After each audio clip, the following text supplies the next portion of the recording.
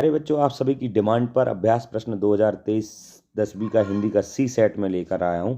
तो एक एक क्वेश्चन को डिस्कस करते हैं। पहला ही है, आधुनिक काल का आरंभ कब से माना जाता है? तो देखिए, संवत 1900 पहला ही इसका आंसर है। ठीक है। अगला है, गोपियों के अनुसार कड़वी ककड़ी, तो ये कृष्ण प्रेम उसमें दिया गया है। कड़वी ककड़ी रसात्मक वाक्य, किसने कहा रसात्मक वाक्य? रसात्मक वाक्य को काव्य विश्वनाथ ने कहा। मम्मट ने कहा तद दो सौ शब्दार्थ हो। जगन्नाथ ने रमणीय अर्थ प्रतिपादक है ना। स्थायी भाव, अनुभव, संचारी आदि से रस की निष्पत्ति भरत मुनि मानते हैं। नेताजी का चश्मा कहानी विधा की रचना है, तो इसका हो जाएगा। जो शब्द क्रिया की विशेषता वो क्रिया विशेषण कहलाएंगे। भोलेनाथ के ललाट पर बहुत कथा, ये तो नॉर्मल से आंसर है। खालिस्तान व्यक्ति अपनी प्रशंसा स्वयं नहीं करते, निडर होते हैं। वो क्रोधी तो मैटर ही नहीं है, कायर करते हैं। निडर व्यक्ति अपनी प्रशंसा नहीं करते।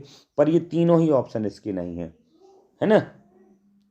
वीर इसका होना चाहिए, तीनों ही में से व्यवस्थित नहीं बन रहा है। अगला प्रश्न है, नायक के जीवन की एक घटना पर पूर्णता के साथ अंकन खालिस्तान में किया जाता है। तो अंकन किया जाता है। देखिए, एक घटना है तो वो खंड काव्य हो सकता है, पूरा जीवन महाकाव्य हो सकता है। पर ये कह रहे हैं उसका अंकन भी किया जाए तो वो दृश्य काव्य होगा, नाटक। काव्य की शोभा बढ़ाने वाले तत्वों को क्या कहते हैं? तो शोभा जिनसे बढ़ती है, जैसे स्त्री की शोभा वो आभूषण आदि पहनती है, वैसे ही काव्य की शोभा अलंकार से बढ़ती है। सच्चे साधु की पहचान उसके खालिस्तान से होती है, तो उसके विचारों से होती है। पहनावा तो कोई भी पहन लेगा, भक्ति कोई भी करने लगेगा, विचार अच्छे नहीं है तो नहीं, तो विचारों से ही पहचान होती है। खालिस्तान में शालितान समास में पद प्रथम पद प्रधान होता है और वह अव्यय होता है। तो प्रथम पद प्रधान होता है अव्ययी भाव में, और वो प्रथम पद अव्यय होता है।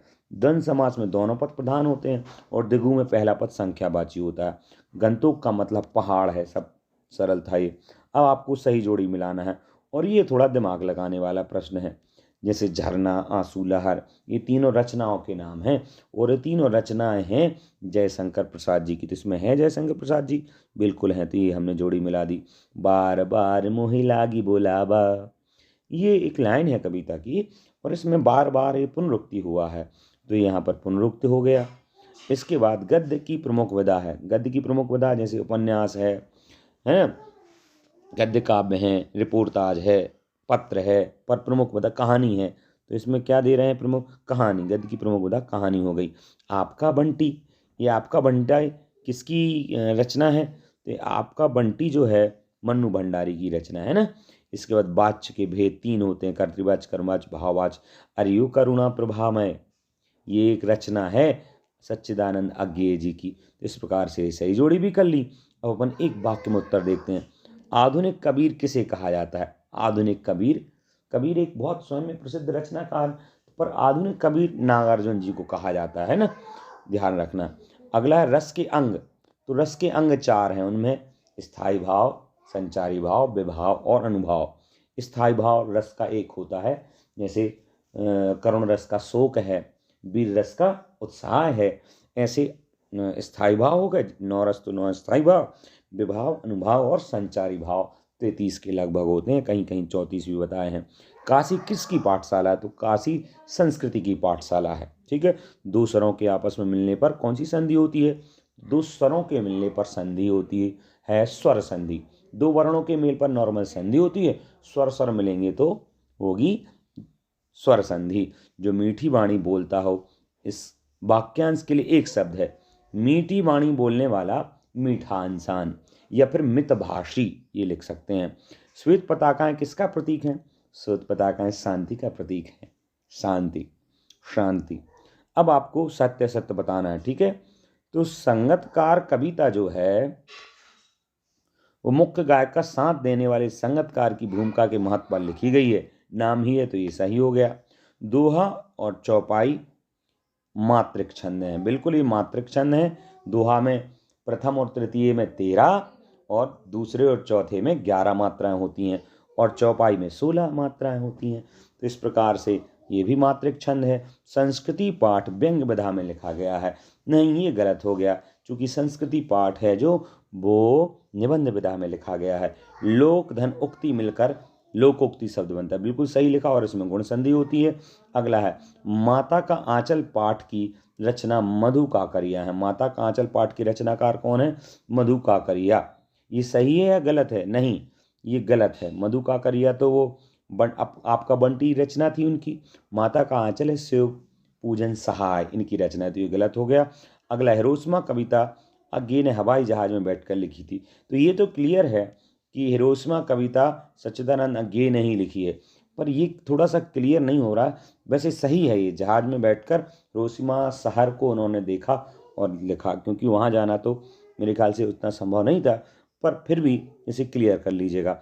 प्रगतिवाद की कोई दो विशेषताएं लिखिए। तो देखो, प्रगतिवाद की दो विशेषताओं में लिखेंगे तो ये समता मूलक समाज के निर्माण की बात करता था और यह मूलतः किसानों के उत्थान की बात करता था। जो नारी हैं, दलित शोषित वर्ग हैं, इनके उत्थान की ये बात करता है। कौन? प्रगति। प्रगति यानी बढ़ती हुई समाज, प्रगति की बात करे, जो हर व्यक्ति की प्रगति की उन्नति की बात करे, प्रगतिवादी समाज हो गए। समानता की बात करे, सबकी बराबरी की बात करे, वो प्रगतिवादी है। ठीक है। नई कविता के कोई दो कवि, तो ये अथवा में है, आप करना चाहें तो कर सकते हैं। ठीक है। अगला है तुलसीदास और नागार्जुन की काव्य, इनमें से दो में से किसी एक का करना है, तो आप तुलसीदास जी की कर दीजिए। कौन सी दो रचनाएं? तो रामायण में तुलसीदास जी की रामचरितमानस है, फिर दोहावली, कवितावली, ये रचनाएं हो गई। और भाव पक्ष में लिखें तो भाव पक्ष में ये राम भक्ति शाखा के कवि हैं, और भाव पक्ष में जैसे इन्होंने अवधी और ब्रज भाषा में लिखा है, पर ये भक्ति प्रधान कविताएं हैं, भक्ति प्रधान इनकी कविताएं हैं। अगला है, अगला वर्णन देखते हैं। मर्यादा ना लही, क्योंकि वीडियो बड़ा हो रहा है, फिर भी मर्यादा ना लही के माध्यम से कौन सी मर्यादा ना रहने की, ये पाठ का क्वेश्चन है। आपको अगर आंसर पता है तो इसका कमेंट में ज़रूर बताइएगा मुझे, है ना। इस प्रकार से चूँकि ये हो गए अपने 7 क्वेश्चन हो गए हैं। अब ये जो छंद आदि हैं, ये देखें, जैसे छंद की परिभाषा तो लय, गति, तुक आदि के साथ व्यवस्थित जो होता है ना। प्रबंध काव्य की परिभाषा तो बड़ा काव्य होता है, सर्गबद्ध होता है। पुनरुक्ति अलंकार।